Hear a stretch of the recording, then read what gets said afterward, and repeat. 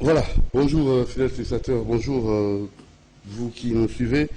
en direct moment. Voilà, la matinale chez vous, Doudou Montier qui vous retrouve pour on aura 45 minutes voilà, avec vous. Et juste après cette tranche, vous aurez à 9h15 la publicité, à 9h30 vous aurez l'émission kiosque avec Michel Koyapa qui va recevoir à 9h30 l'honorable Christelle Wanga, Jenny Kaninda et Maître Laurent Onimba. Donc à 9h30 minutes. Alors c'est parti pour ces nouveaux numéros. Nous passons déjà à vous qui nous avez suivis hier. On vous avait fait cette promesse-là on va recevoir. On va revenir avec notre sujet. Sommes-nous réellement aliénés? Et sur le plan spirituel, scientifique et aussi sur le plan politique aussi. Voilà, ces trois volets-là, on a fait appel à M. Juel que vous allez découvrir. Avant qu'on y arrive, je tenais à remercier Bruno Nzinga et notre très cher Alain Kabongo à la coordination. Merci beaucoup à tous les amis de Doudou Montier TV et nous pensons à vous et nous commençons cette émission par une note noire. La famille Montieri qui a la profonde douleur d'annoncer aux amis et connaissances la mort du révérend Père Noël Nzazi Manunga le mercredi 12 février à Yaoundé, Cameroun. Il est prêtre de la congrégation des Fils de l'Immaculée Conception, CFIC en sigle. Le programme de funérailles se présente de la manière suivante. Lundi 17 février, mardi 18 février et mercredi 19 février, messe à 18h, à la maison provinciale de père de la congrégation des Fils de l'Immaculée Conception, 6 sur l'avenue Nembo, numéro 1, quartier Gombélé, Rigini, route de l'Intendance, à l'arrêt du complexe scolaire Sainte-Famille. Vendredi 21 février, levée du corps de la morgue de l'hôpital de Yaoundé. Et samedi 22 février, enterrement. Toutes les cérémonies funéraires, les cérémonies seront transmises en direct sur l'écran géant à la maison provinciale de père de la congrégation des Fils de l'Immaculée Conception. Il est mort à l'âge de 60 ans, signé Papa Roger Montieri. Alors, très sincère condoléances à toute la famille Montieri et pourquoi pas aussi à la petite Stéphie Montieri, Claudia Montieri, Rebecca, Prince Montieri et pourquoi pas aussi à Manunga. Et nous n'oublions pas aussi à Octavie, à toute la famille Montieri, à maman Martine Thiel. Et nous allons aussi vous saluer Ida Lengaya, maman Yabana, maman, la mère de Samiran Nabali et Samantha Nabali et Déborah Sentiment, Grâce Sentiment. Voilà, donc c'est signé Claudie Dema. Voilà, champagne d'or, Ida Lengaya, maman Yabana, maman Banabasi. Elle n'a que des filles, Samira, Samantha Nabali et Déborah Sentiment, Grâce Sentiment. C'est signé Claudie Dema, champagne d'or. Merci beaucoup à vous, monsieur Louis Ingoli. Vous nous avez suivi hier, le président MLC quartier Mongala, commis de Kinshasa, et maman Wivine Bongongo, chargée des femmes toujours au mouvement de libération du Congo, qui nous avait suivi hier et réclamait à ce que nous puissions revenir à ce beau sujet, excusez-moi. On va très rapidement saluer notre invité, place à notre sujet du jour. Donc, je crois à Bongo, place à notre sujet du jour, et vous aurez aussi à découvrir à fond notre invité. Il a plusieurs facettes, casquette aussi. Donc, monsieur JL, on va d'abord vous laisser suivre cette transition et revenir juste après.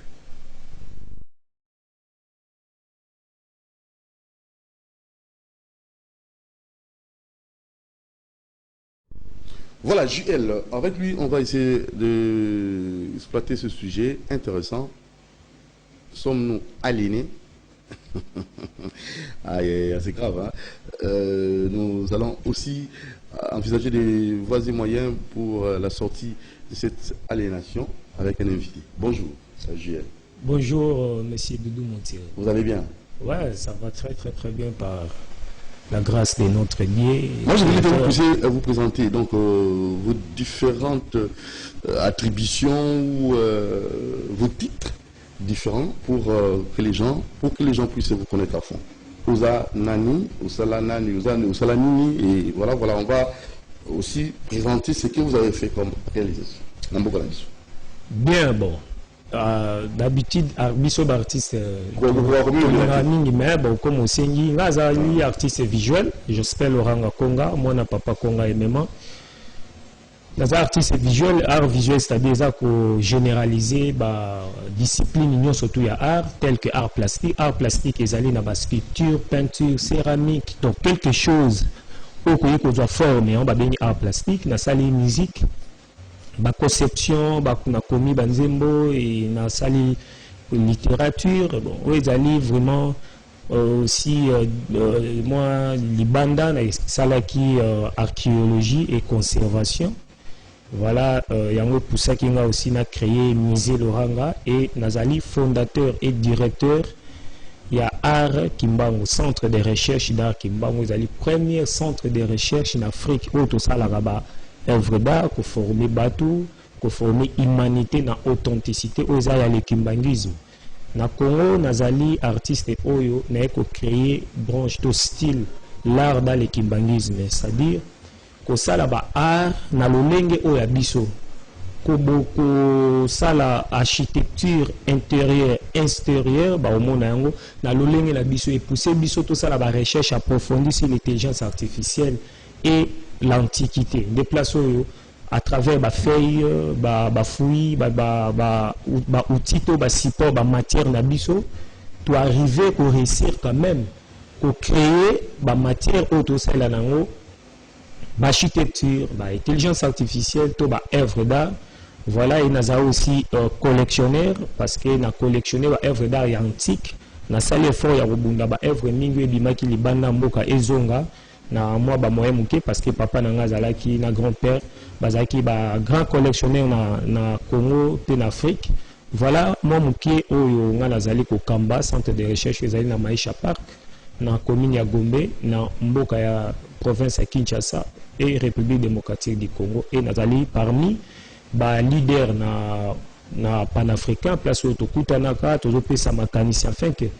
mboka na biso ya Afrique et longwa na maboko ya ba occupant o bazali mindele o bazosala tout na ba système na bango éducation art culture ko ya toujours pote Afrique continue toujours kozala aliéné ndenge thème ya monene oyo tozanango lelo. Voilà un peu où on a nazali. Voilà, tu as été un témoin, tu as dit aliéné, oui ou non, il y a à peu près ça,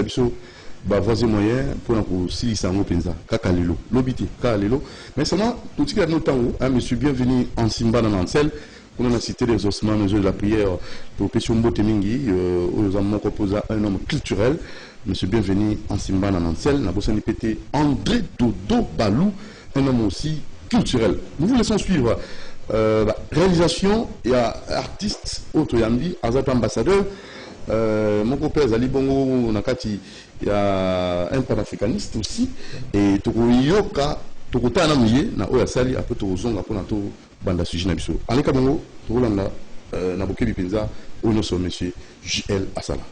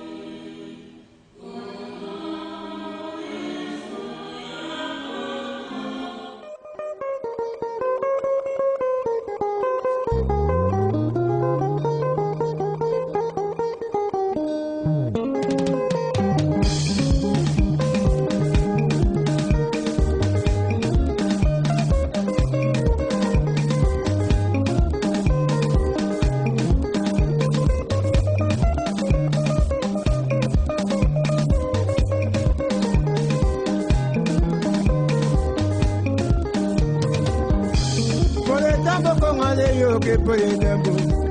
Oki pole dambo kongale yo que pole dambo kongale dede. Onusika olunga kube.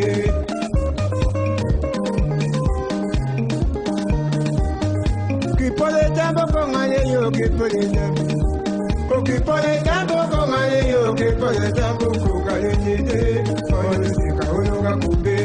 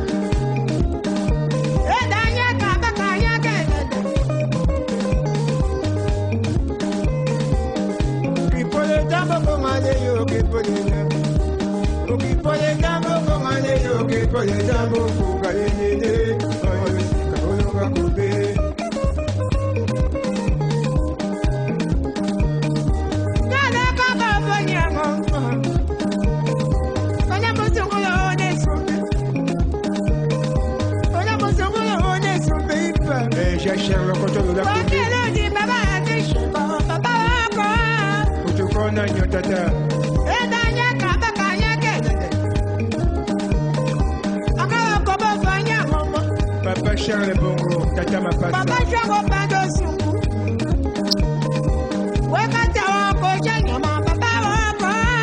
Papa Moise Congolo.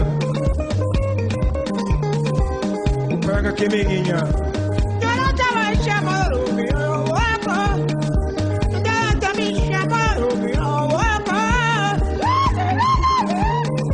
Maman Nawalo.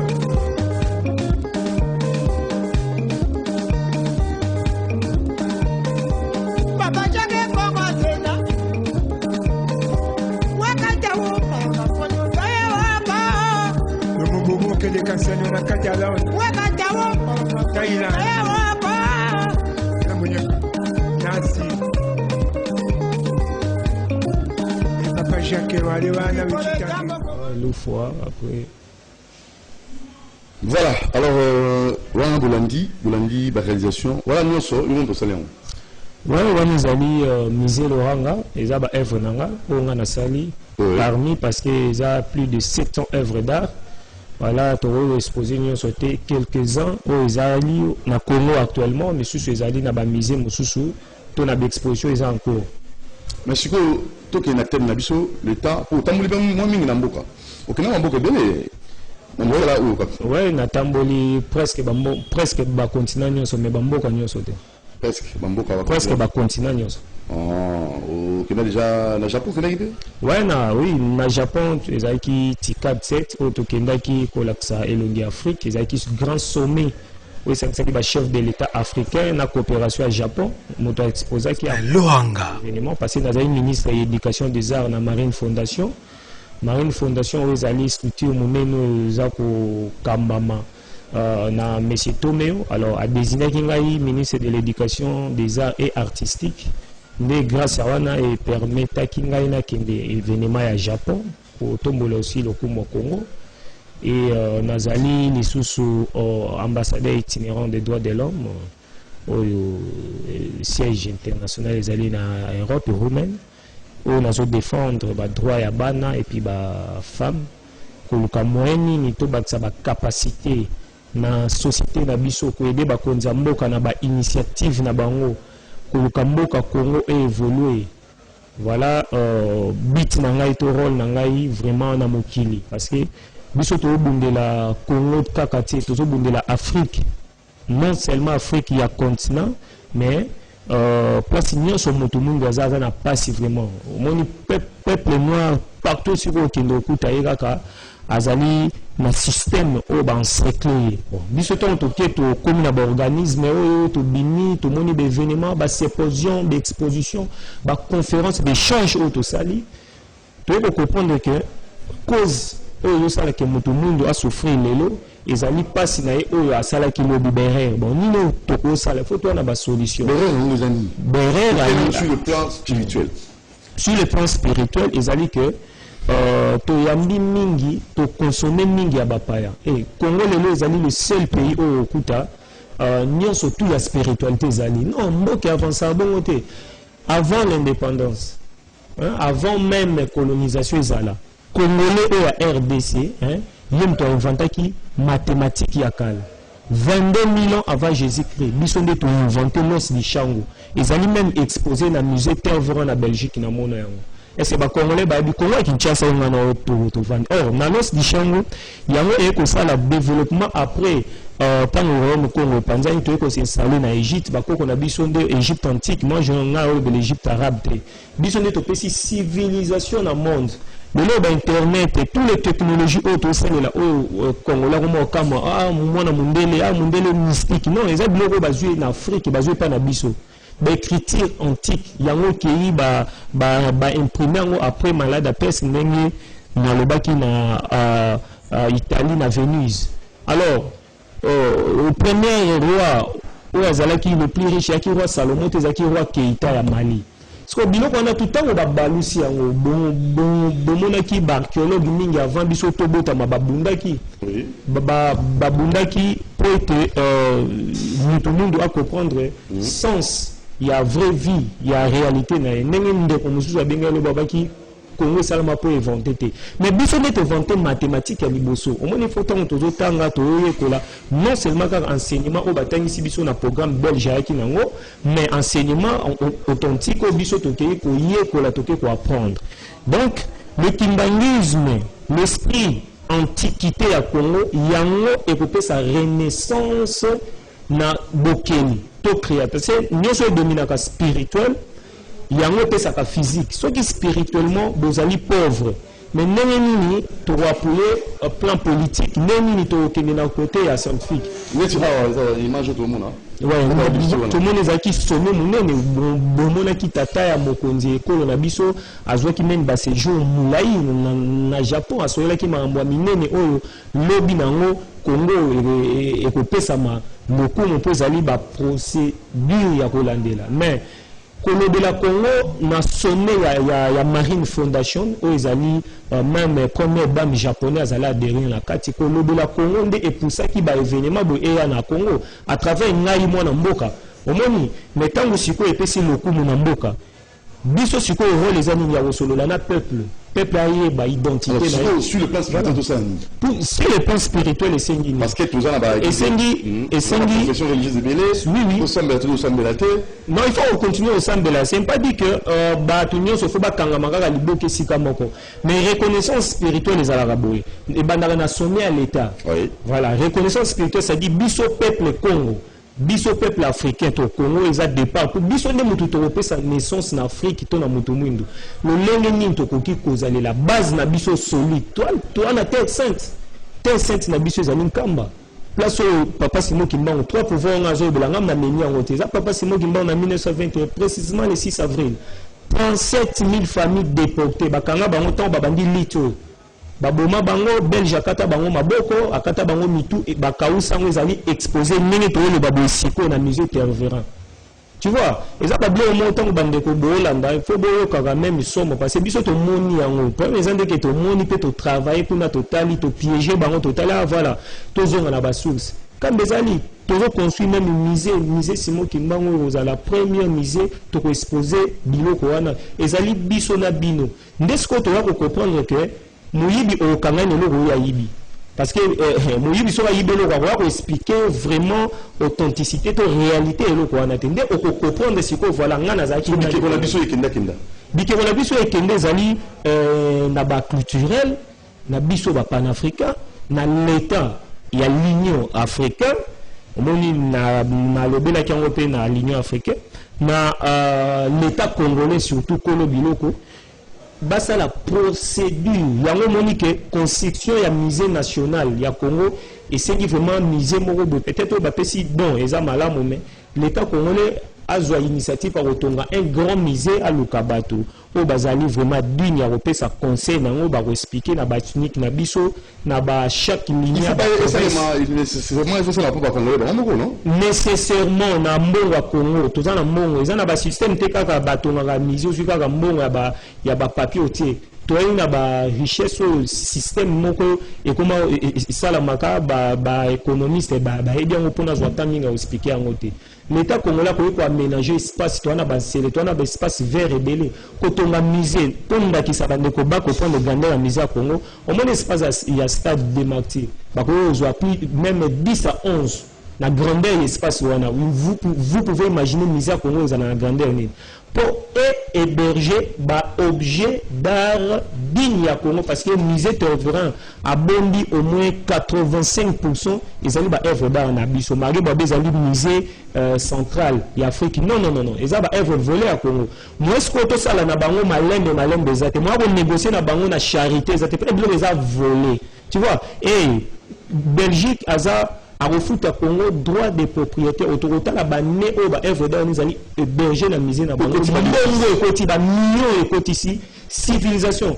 na repose le mogomoni bango ba bana na bango na ba réserve à musée ba ola ka bango valeur ya culture œuvre d'art ne permettre ka bana na bango tant ba ko la ba comment créer diplomatie na politique na divinité et puis na scientifique yango mona Afrique optique la toujours na senzoka ba œuvre d'art wana ezapona ya Congo tezali bien ya humanité et repose ndé l'homme noir départ voilà un moni sa divinité papa Simon Kimbo kianga nazo ki dabi bon ngana sala lokole ko mama ina livre vert ne papa diangi ndako maki na sala to sala musée Simon Kimbango yango ba congolais ngai na bino to otonga mais sur le plan créativité la création la invention et yaka tant on comprendre authenticité na ye tant on t'a mis kolia na lelenge authentique azolala azopuzwa temps ya ko méditer nde liaison spirituelle création yaka te kaka okotangeli ingénierie to tangeli boko tanga mais pour ozwa ba piste wana ya ko créer un créateur azali rêveur omoni ndenge ndeko tuna iso nga na do lamba cuivre mazo mona na sali ba sculpture ya ba tonne na ebi comment tailler un diamant na ebi bablo kona tout apprendre sur le plan pratique. Mais ce qu'on peut réaliser, on créer, on inspiration, on œuvre d'art, et artiste Loranga, et c'est une liaison spirituelle. Voilà pourquoi on a s'inspiré de Tata Kimbangu. Tata Kimbangu, bien sûr, on a dit que azo bimelanga, azo laksanga ba œuvre, azo laksanga ba formule, ba chimie, mais quand on a pratique, on pratique, on a poussé, on a créé même au musée, même ba œuvre mono, même ba céramique monumentale, tout on a. Et ali ba invention autre créé, monsieur n'a pas dévoilé tous les télévision. Tu vois, même sur le plan chimique, aider République qui dans le Bibon des alliés opposition, on a fait cet exemple, il y a M. Kalachnikov, c'est tous alliés un partenariat, tout travailler dans la ligne école. Voilà pour nous préparer Congo à lobby. Congo à lobby,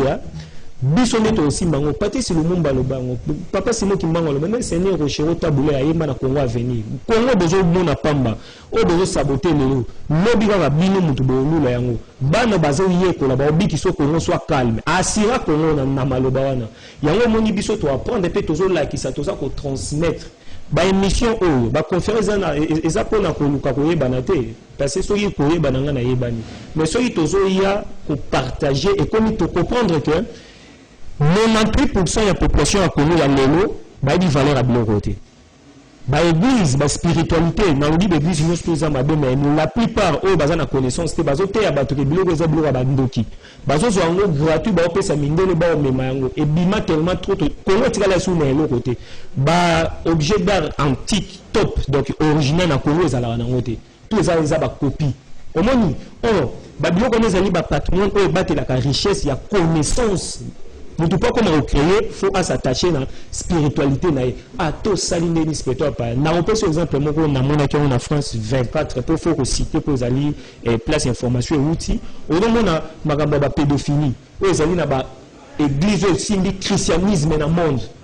mon continent bango numéro aza kwa point bino monseigneur na bango kanga na bango et tes choix na yeso ka sali homosexualité parce que zali culture amindele donc les gens les culture na bango avant Jésus-Christ na grec antique ba ndeki déjà ko utiliser mobali pour na plaisir moi ça zali ka objet obota et c'est bandeko ba bien non ils na ba misé na bango za kuna ozolo de la pédophilie ba bloko wana mais biso à l'époque tilelo bon même tata mokonzi ekolo banda na premier président tina président o azali siko abala mwasi na ye ezali officiellement ba pasteur à l'église bazana basi na bango ba papa na biso o moins ezali culture o ezoko kende ezasi ko na ba œuvre d'art la ligne wana et pas na biso to sopaka bazemité mais so okela mboka mindele ezana ba loi mususu na ba pays mususu mutako longola na ezeni facilement donc biso tozali pays o ezali pays moko digne ya oza donc Congo est un pays pas comme les autres. Et ça pays européen ça il changer système il y a nouvel ordre mondial où ils ont bébé ça mukilelo il y a un seul toujours opportunité au côté d'un organisme mais la poto bunde la Congo ya la sabatu que Congo est un pays moko culturellement fort bon l'histoire ba image au moni tableau moko na intitulé qui les immortels na 80 artistes on va créer ba branche ba style t'as les gens comme les artistes na musique na drum na instrumental tozali tellement ébélé au bakomi banzembo pays de la polyculturalité mo ezali tellement fort siko totika ko limiter yango na ba biloko ba paya tu vois yango moni liaison spirituelle ndenge tuni pona ko kela et utaka na liaison spirituelle exacte donc début sur le plan politique non sur le plan politique papa c'est il y a ko sakana na ndenge nini parce que lelo yo tozo sala la politique ya ba paya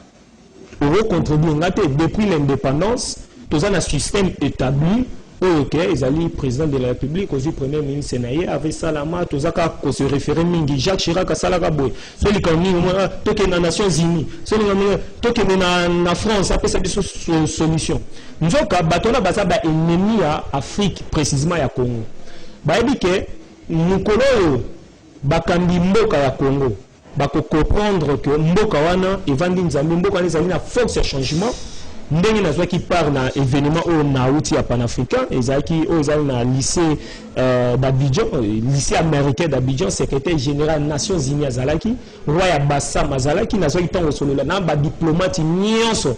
et na ba grande institution place on a kutanaki na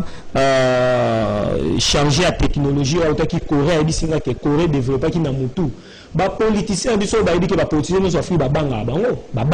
mabe ba yebike bazo diriger mboka moko ezali capable de changer l'Afrique parce que ba conseiller la politique papa c'est moi qui mbanga loba na 1921 politique et culturelle politique na avantage ya ba Congolais politique na avantage ya spiritualité mettre l'homme au centre du développement voilà tant que comme na centre de développement ndesi ko na gouvernement hôtel sa misu na ye na préciser bien en Kamba pourquoi parce que avant l'indépendance et ça qui est un mouvement politique et bandaki bato ba bandaki yango c'était papa Diangenda papa qui solokeli qu'on se le dit histoire est en état gisabiso après c'est conscient il y a poto toujours accès na indépendance au ya biso na fond belge yem tapé ça yango mutu muso apé ça ngote alors batika ki ba programme ndenge nini lignée politique ya Congo rozala neni ba politicien Congo ba se comporter ba rozala na ba occupant oyo bayaki comme des Belges, des Français, des Américains, n'a pas intérêt à ba minéraux na biso, à ba bleu na biso. Le lendemain sur ba ko tourner vers ba scientifique au ba bimane époque ou na pote ba pesa ba ma boko to créer to comme fort à l'époque. Biso na Chine to zaki nenge moko, poza mobutu tango okuta na namao. Ezaki te pays moko extraordinaire. Mais lelo Zaïre à l'époque bando banga même sur le plan enseignement, na médecine, na rotan ça te ba kulu to ba papa ba boti biso ba olanda ba Zaïre ezaki bomo. Bah au pomper même avion ils ont qu'à pomper qui s'abandonne qui ça la bonne et puis pourquoi politique culturelle les athées soit bien qu'on est rosé dans moins de temps on a petite zongi et Chine est là comme première puissance mondiale à comment on est ni avant qu'on le temps Mobutu papa Mobutu a solo lina et pour pas Mobutu qui n'est que Zouara raté qui n'est que solo la naie à PCO ba code le kimbangisme nini à koki ko développement tableau mignon na au salon que yango na expliquer qui civilisation mondiale na exposition liboso ya ambassadeur États-Unis attaché culturel tous les ambassadeurs basa qui tout roi na exposition liboso sa divinité parce que idée na ya pesa biso tango tokenda na tableau artistique na lobeli civilisation ya monde na pesa qui sur tous les plans scientifiques historiques matériels tout changement na mukuse cœur ezali Congo nde muté banda ki yango esu qui sa pensé à sa majesté o a comment na livre vert ni expliquer qui nanina bombe atomique ba matière wana euti kaka guerre électronique o ezasko na monde Congo muta salisi yango parce que ba matière tout wana ezouta na o nano ba découvrir tezali o déjà biso ba scientifique to dit que Congo eza boy tozo ko spionner tozo kamaloba wa makambwana na hiérarchie ya monde o ma Congo za pays mo ya blanc te il y a créé une banque moko il y a des échanges, il y a des matériels, il y a des richesses, il y a sous-sol. Nous avons tous les salles comme fort, nous avons à Dubaï, nous avons des échanges, na matière, na des richesses, na pétrole, ba Riyad, ba pays, on peut exemple des Bénin, ba Iran et tout. Nous avons mboka na biso pays on comme fort na rokela, tous on a ba chassé créé par des Congolais, tous on a ba système ya médecine, enseignement la biso faut ba réformer, on faut ba changer, on retire la authentique te akala ndenge zalaki, on mboka zo développer, faut ba ba centre salle ya pratique, ya mécanique, ya médecine, ya art, ya archéologie, ya intelligence artificielle. Au moins ce mboka comme ko la ba izini zongi, ndé développement c'est ça politique culture. Et puis, secteur culturel va protéger les créateurs, les designers, les artistes, les statuts à l'État. On dit que si on est créateur, on n'a jamais création, on a en France. L'État qu'on a là, combien de créations on a TV, on a c'est ça, Congolais. Mais conséquent, on a moins 100 000 euros, on a moins 1 million. En Guinée, après si droit d'auteur, on a publié, c'est la mairie qui laisse une invention. Donc, l'État n'a pas la société a droit d'auteur, on a tous les amis, l'État a ça. Et ça, musala munene oyo ba politicien to politique ya Congo et ko sala eza pour la majorité de opposition que biso tout aba na Congo et ce qui est sur le plan culturel aussi tout va l'aîné si le ministre de la culture et art aux amis ministre de la culture et art à cause de la Congolais quand ninga zawana mais esengi sikoyo azui poste aye abenga sikoyo ba oyo bayebi ba o bana ba memo wana biloko biso to loba miso ba yebi pe kolekanga bazali mais à s'attacher mingi na histoire ya lekimbangisme tu vois parce que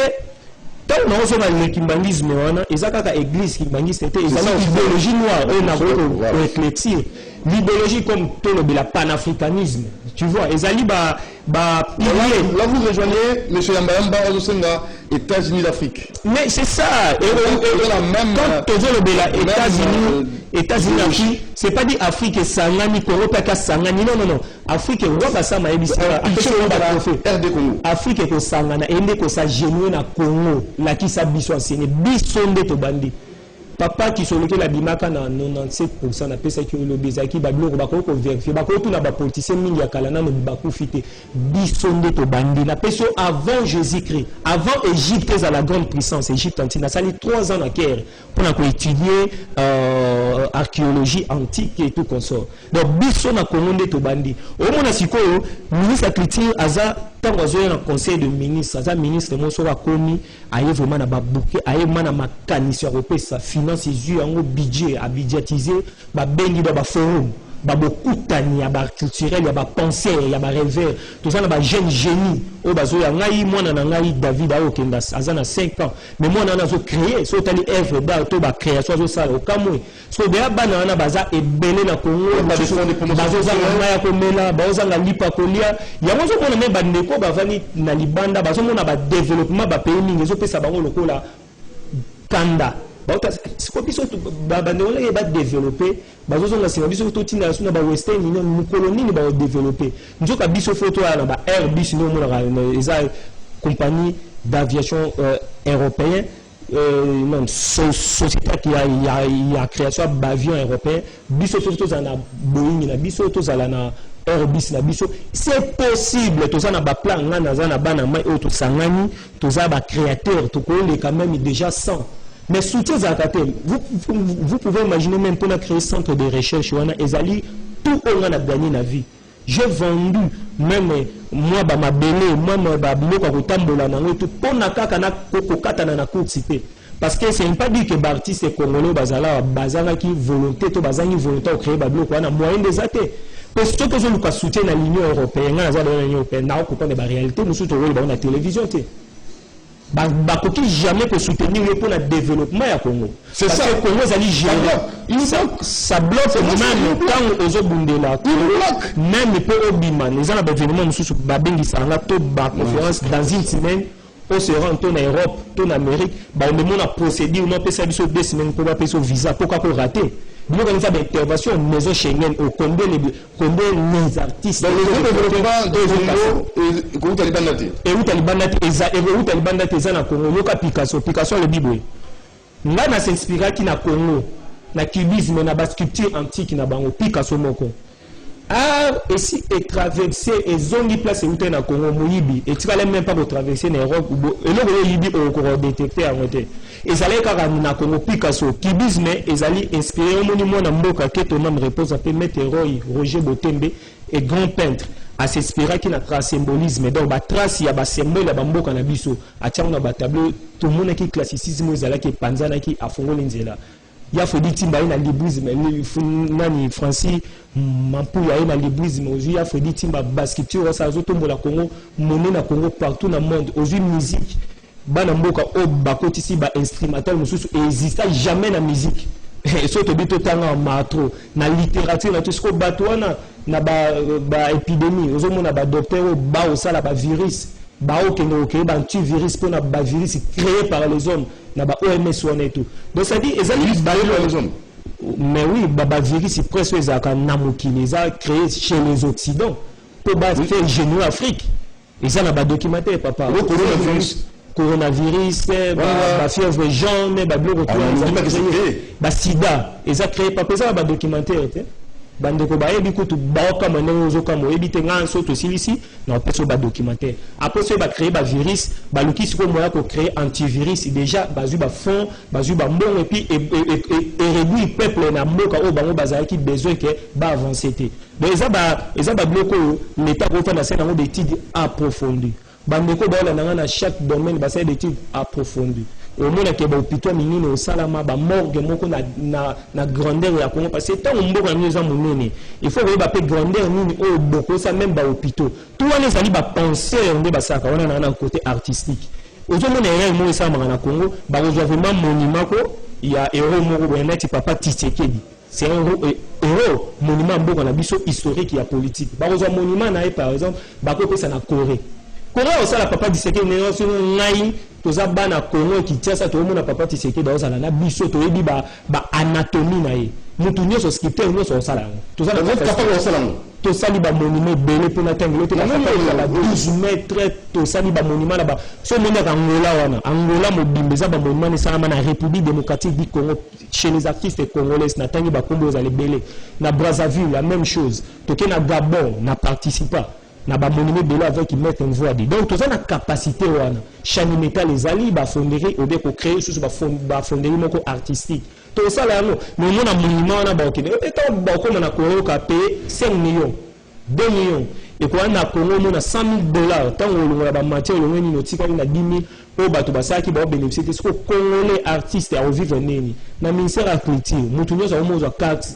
d'artiste alongo na ndako na ya kotika rabwe azui carte donc esengi basala répertoire ya artiste dans chaque domaine toza combien ba numéro matricule na bango bini ba proposer na gouvernement ça dit sécurité à artiste congolais pour ba savant baza bato ba okela na o bazo bima na ba aussi bazalaki et puis kopesa le coup na ba o babundela ki mboka o ba mettre une fois lelo o to kenda ceux qui 2 mois et mois demi azana malini babua qui kuna yango ngena lo ba est-ce que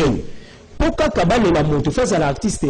comédien à la cinéma toi à la musicien à la populaire dans le sens que la population il y a cité l'andaraye et ça intérêt ni ba balende na kati mais que nous fois ezate ba yo kele mawa droit d'auteur au Congo eza na nyongo na ye celui na bosse intérêt ata ba 2 millions de dollars ba bongo donc ça dit non on a so ba débloquer ata 20% et que kunda ye malamu basaleli mozolo na ye parce que ça lui premier sculpteur na Congo mais le auto déplorer Tinolo, solution monanité, on les a matanga, on esengi ndenge ya Seigneur Rochero Tabule, papa Wemba, l'État soit en charge, la communication, bah tu peux pas se communiquer, bah sculpteur, tout bâti se placer, bah ça la domaine moko noble, bah bundé le pays. Mais mettre le fati tout sur la lelo mardi, solution moko ezana no namé sate. Eza isu sumbola ba voilà politique culturelle ba biloko et sungaka. On so mettre nous fa ba do docteur wana ezaki na compte na ye communauté congolaise aux alliés à art et même pas que le Canada.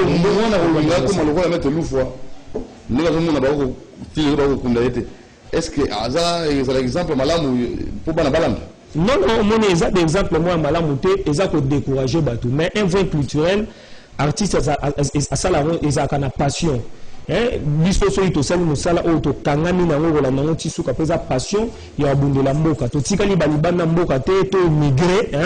tous ont un passeport ya mboka mususu to pesa maela biso ya mboka mususu parce que tu as une souci ya mboka l'État a ça la part des choses. Bon, en un mot, bref, pour déjà, donc c'est possible, tout le monde a c'est possible, possible, on a tout point de divinité. Sur le plan spirituel, antique, divinité, les abans le kimbangisme. Politique, les abats le kimbangisme et scientifique. Premièrement, au monde accueilli scientifique, il m'a donné de critique négo-africain mécanicien ou abela de diplômé dans mécanique, mais à créer écriture, bimisiba, architecture, art kimbango, yango, papa Simon Kimbango a sali inspiration à moi dans mboka et bimilolo et formé des millions de gens, même bah étrangers, parce que art kimbango partout en Afrique. Donc, ce qui te kangami ma authenticité à biso, l'État a sali appris na yango. Même que l'église d'État, oui, parce que ils ont le seul pilier là qui si beau solo ya bomoto, beau solo ya mariage, beau solo ya création, beau solo même ya beau plutôt à université à tout, mais sauf que l'État côté katina yango bon mona qui tata à mon konjekolo, azaki na kamba, ezaki dit à ba puis culturel, de divinité, voilà ba mise en scène bon mona secteur même à tourisme, ils à la fort. Parce que bateau baka tourisme baka to tala maleo la mama neni embouteillage la maneni poubelle baka otala bikelo esala na mboka wana balie scène bango ne baka retourner na ba film ne mboka yebanaka lelo soko ki ba mboko to kakana to tala ba Ouzbékistan hein ba Indonésie ne comme ezaki ba mboka morien parce que tourisme ezolanda création spiritualité na bango tous à la fière étant que to botami na mboka moko na nzambe sa divinité ya Venzambe pour tout l'endo les grands boussons bisonyo surtout landango pour et ça la réforme to renaissance ya mboka na maisha téléphone na yo pour la maisha park place art kimbango eza plus 243 et 81 28 95 891 81 28 95 891 ils ont un WhatsApp email les artistes laurent@gmail.com pour faire une conférence, une visite guidée dans la classe primaire, secondaire, université, gouvernement, il y a Côte d'Ivoire, ministre enseignement et ministre de la culture, expression en charge et pendant un mois, université, école secondaire primaire, et ça la visite pour la lecture, il y a le kimbangisme, mais il y a départ où on a pessi pour être basé au Congo. Pourquoi pas dans le on a biso mot d'école pour ça là, tous koyamba batu nyonso et kokende partout pour te to panza sango ya culture to zongi la mboka la biso zonga na force na ngozalaki pe to tonga Congo plus boka avant voilà matondo na ba obalandi merci mingi na bato batie ba disposer ta na bango na ba konza mboko ba yoki biso mbela je crois mettre une fois a olela mamalamu pe ba ko appuyer ba jeune ba créateur pour mboka ke liboso biniaran o ezali wana za maloba mwana mboka lohanga konga. Merci Joël Rwanga, merci Nabaiki Balandi Biso, tout le monde a un message na bien maman Ida Lengaya, donc Lengaya, maman Samira, Samantha, Nabali, Déborah, sentiment la grâce sentiment, merci beaucoup aussi à vous Glody Dema, Champagne d'Or, merci aussi à Mototo, papa aussi, à Tani Londo et à Rick Nkedi. Maman Bernadette, maman Télési, merci et bienvenue en Simba dans Nancel, cité des ossements, maison de la prière. Tozonga na culture na biso, tozonga na identité na biso et osoma biso poto kende liboso. Merci à Alain Kabongo, Bruno Nzinga et abonnez-vous massivement à la vidéo Montiri Télévision. Et juste après moi, pile, à 9h30, kiosque avec Michel Koyapa. Je vais les inviter, il y a Christelle Vanga, l'honorable, et Laurent Onemba et Jenny Kaninda. Portez-vous bien, abonnez-vous massivement et appelez-nous si vous voulez participer au numéro plus 243 89 61 52 634. Ciao, bonne suite de programme.